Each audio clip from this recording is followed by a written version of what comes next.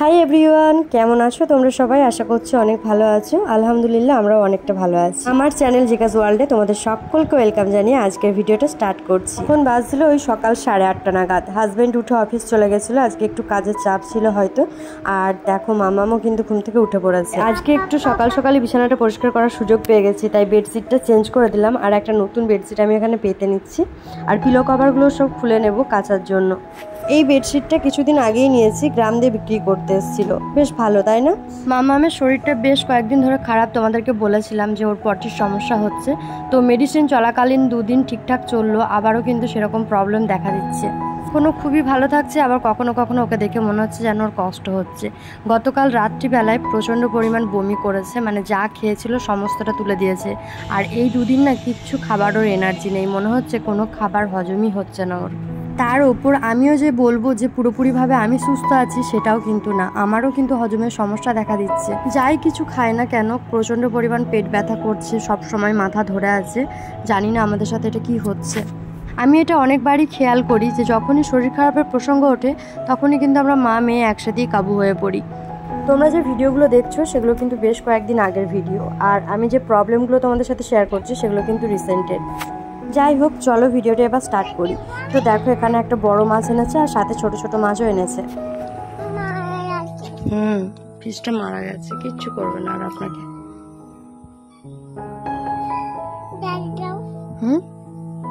টাকা দিয়ে দেবো।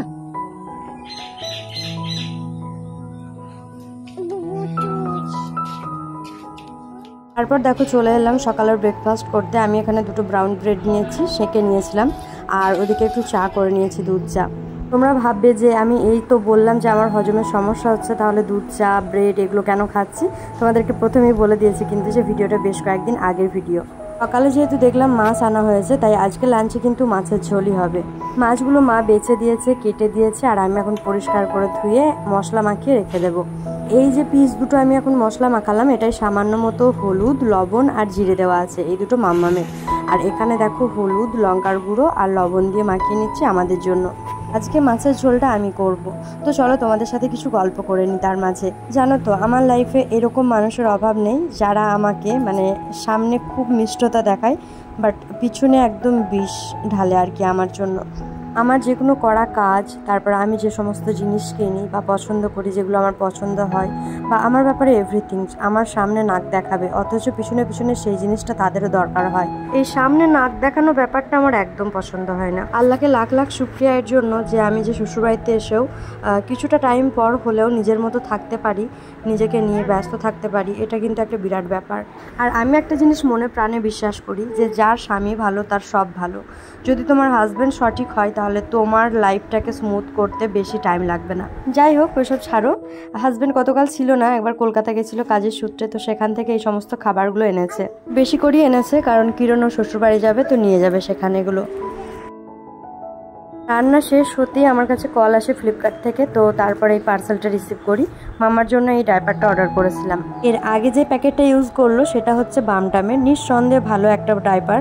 আর তারপর দেখো এখন এই কাডেলসটা নিয়েছি, আশা করছি এটাও ভালো হবে। ভিডিওটা আমি তোমাদেরকে বললাম যে বেশ কয়েকদিন আগের, তো আমি কয়েকটা দিন ইউজও করিয়েছি মামামকে, আর সেজন্য বলতে পারছি যে খুব একটা খারাপ না, তবে বামটাম এর থেকে একটু হলেও বেটার। টোটাল 62টা ডাইপার আছে, 62 প্যান্টস, আর আমি এটা নিয়েছি এল সাইজের, 9 থেকে 14 কেজির মধ্যে। ডেসক্রিপশন বক্সে আমি লিঙ্কটা দিয়ে দিচ্ছি, তোমরা চাইলে কিন্তু তোমাদের বেবির জন্য ইউজ করতে পারো। দেন দেখো স্নান টান মামামকে করিয়ে দিয়ে আমিও স্নান টান সেরে এসে এখন লাঞ্চ করতে বসলাম। আজকে লাঞ্চে ছিল মাছের ঝোল, চুনো মাছ চচ্চড়ি, আর সাথে একটা শাক ভাজি।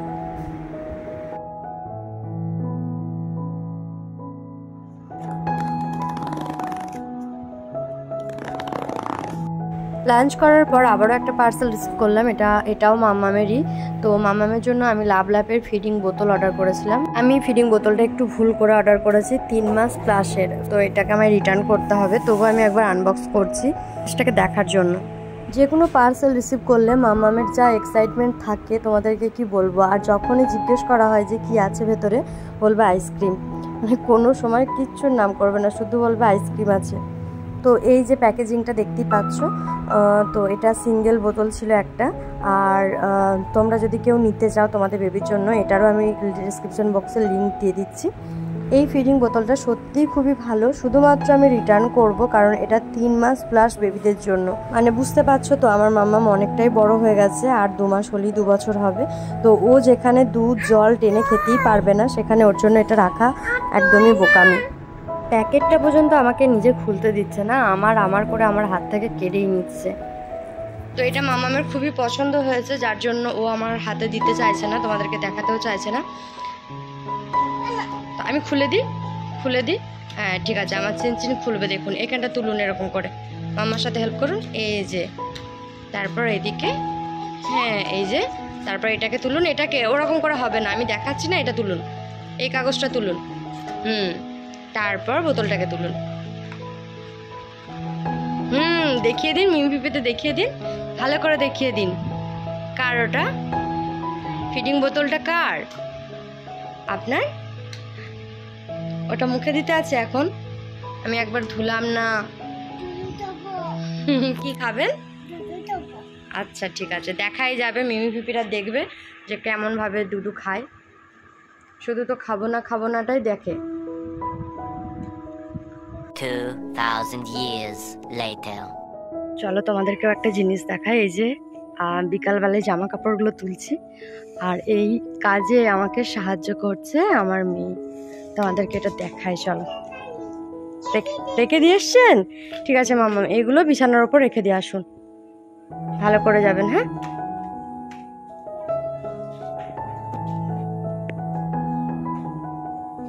তোমাদেরকে রুমের ভেতর নিয়ে গিয়েও তো দেখাবো।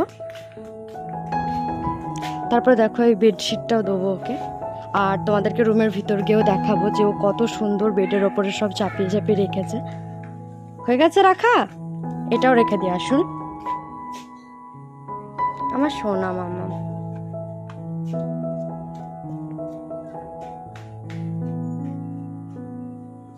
ওইগুলো রেখে দিয়ে আসছেন, জানো এগুলো রেখে দিয়ে আসুন, ভালো করে ধরবেন,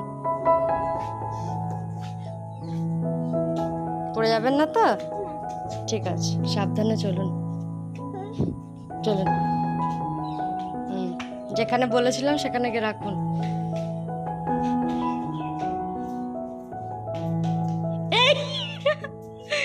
এইগুলো বিছানার ওপর বুঝি?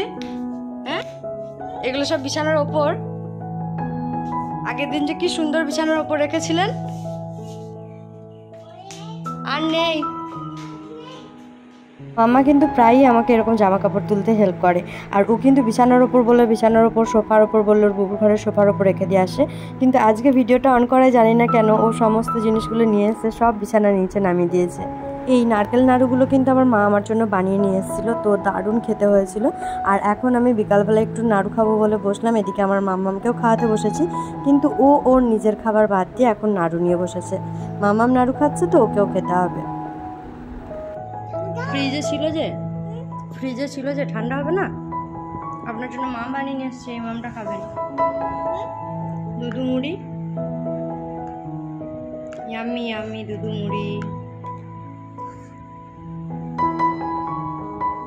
বুঝলেন? হ্যাঁ বুঝতে পেরেছেন? তা পারবেন কেন, খাওয়ার ব্যাপার না। তো মাম্মামকে দুধ মুড়িটা খাইয়ে দেওয়ার পর ও একটু বাইরে দিয়ে ঘুরতে গেছিলো। আমার বার্থডেতে হাজব্যান্ড ওর যে ফ্রেন্ডগুলোকে ইনভাইট করেছিল তাদের বাড়ি থেকেই আজকে আমাদের বাড়িতে ছানা পাঠিয়েছে আর দুধ পাঠিয়েছে। এটা কিন্তু বাড়িতে তৈরি করা ছানা, আর এতটা ছানা খাওয়ার লোক আমাদের বাড়িতে অন্তত নেই। আমি না বেশ কিছুক্ষণ ভাবার পর এই ছানাটার রসগোল্লা বানিয়েছিলাম। একদম কিন্তু প্রপারভাবে হয়নি, তবে চেষ্টা করেছি, একা যতটুকু করার আর কি হয়েছে। কিছু চেষ্টা করার সময় যদি ভুল করে তবেই কিন্তু সে শেখে।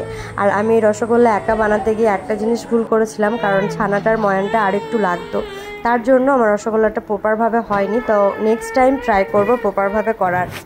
ওদিকে রসগোল্লাটা হচ্ছে, আর এদিকে আমি মাম্মার জন্য হোমমেড একটা স্যালাড বানিয়ে নিচ্ছি। তার জন্য আমি নিয়েছি এখানে ভাজা ছোলা, যেটাকে আমি আরও একটু ভালো করে ড্রাই রোস্ট করে নিচ্ছি। তারপরে নিয়েছি অল্প পরিমাণ কাজু এবং কাঠবাদাম, এগুলোকেও আমি ড্রাই রোস্ট করে নেব। ছোলাটাকে দেখো আমি একটা থালায় ঢেলে নিয়েছি, আর এটাকে ঠান্ডা করতে দিয়েছি, আর এদিকে বাদামটাকে ড্রাই রোস্ট করে নিচ্ছি। বাদামগুলো ড্রাই রোস্ট করা হয়ে গেলে আমি ওই থালাটার মধ্যে রেখে দিই, আর একটু ঠান্ডা হওয়ার অপেক্ষায় থাকি। ঠান্ডা হয়ে গেলে এটা আমি মিক্সারে দিয়ে পাউডার ফর্মে তৈরি করে নেব।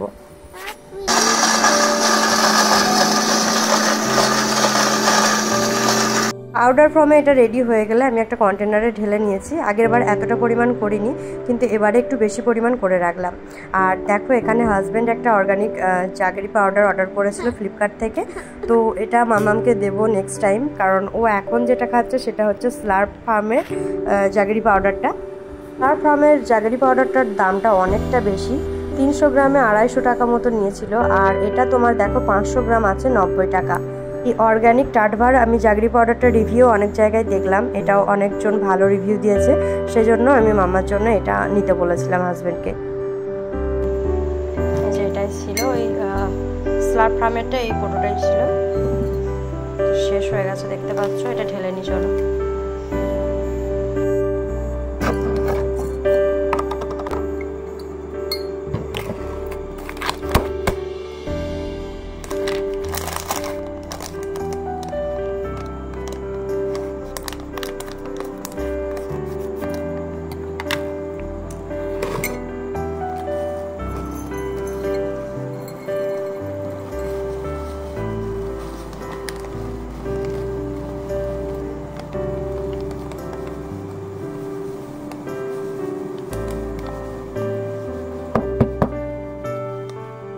খুবই চাপাচাপি করে পুরো 500 গ্রামটাই এই কোটোর মধ্যে ভরে নিলাম, আর এখন আমি এটা রেখে দেবো ইউজের জন্য।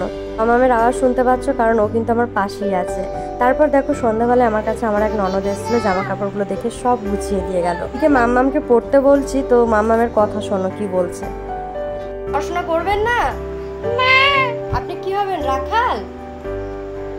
তাহলে আপনি পচা। মাম্মাম গুড গার্ল আর আপনি ব্যাড গার্ল। আপনি ব্যাড গার্ল আর মাম্মাম গুড গার্ল। আপনি ব্যাড গার্ল হবেন তো? ব্যাড গার্ল হবেন আপনি? ব্যাড গার্ল হবেন? মাম্মাম গুড গার্ল কিন্তু, আর আপনি ব্যাড গার্ল হবেন?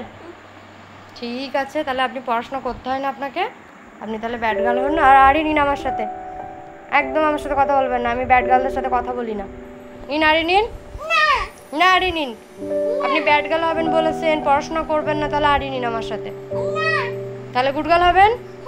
তাহলে এদিকে তাকিয়ে পিপিদেরকে বলুন, মিমিদেরকে বলুন যে আমি গুড গার্ল। আর আপনি কি শিখেছেন, সেই দিদিটা কি বলছিল বলুন? লা ইলাহা ইল্লাল্লাহ। আর আসসালামু আলাইকুমটা বলুন। আসসালামু আলাইকুম। কেমন করে দেখাই, হাতটা করে দেখান, হাতটা নিয়ে দেখান। আসসালামু আলাইকুম।